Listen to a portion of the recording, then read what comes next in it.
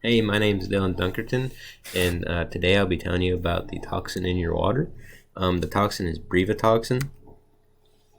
Um, Brevetoxin is caused by red tide, and what red tide is dinoflagellates, which is a type of algae. Um, this algae produces this Brevetoxin, and it is very deadly to fish. Um, Brevetoxin affects the fish's nervous system, but it can also affect birds, sea turtles, and other marine life in the area. The chemical structure is here on the left, right here.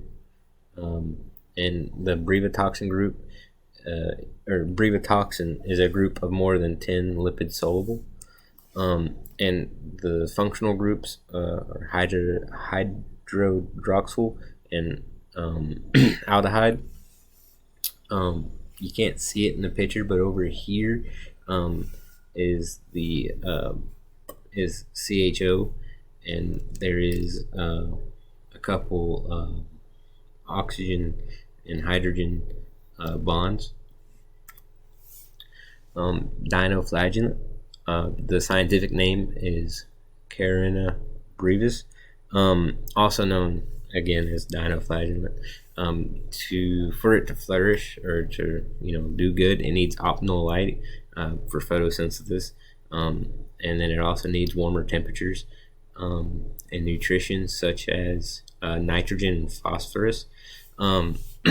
So most red tide typically happen late summer, early fall, and the first scientifically, I don't want to say scientifically recorded red tide was in Florida in 1844, or at least in the United States. But it has been recorded or wrote about back in the 1700s by Spanish. So it's been around for a while.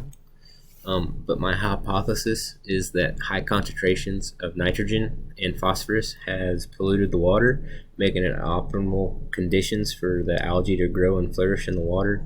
Which, the more algae, the more Brevetoxin, and the more Brevetoxin, the worse conditions for the water and the more dead fish.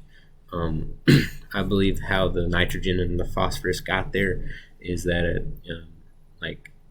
river such as maybe the Mississippi upstream, a farmer might have been fertilizing, and it just got into the water table, and the water comes out to the ocean, and the high concentration of the nitrogen and phosphorus just makes optimal conditions for the algae.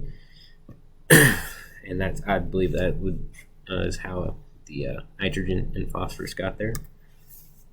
So the Brevetoxin is very deadly for fish. How fish can come in contact with it is by ingesting contaminated prey or inhaling Brevetoxin through the gills. The fish are killed through the lack of muscle coordination and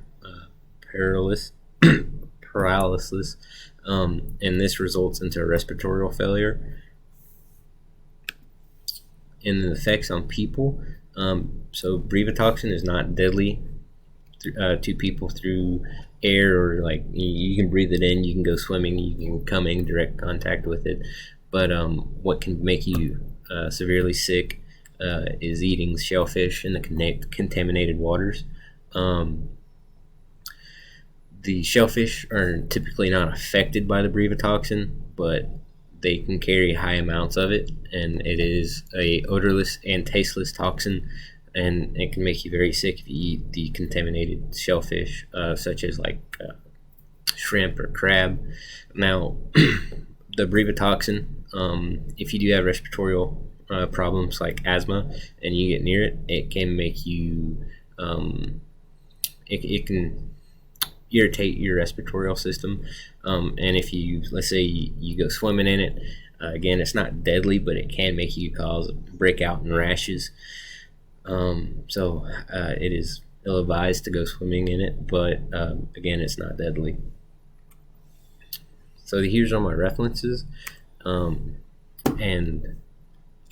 yeah, thank you for watching.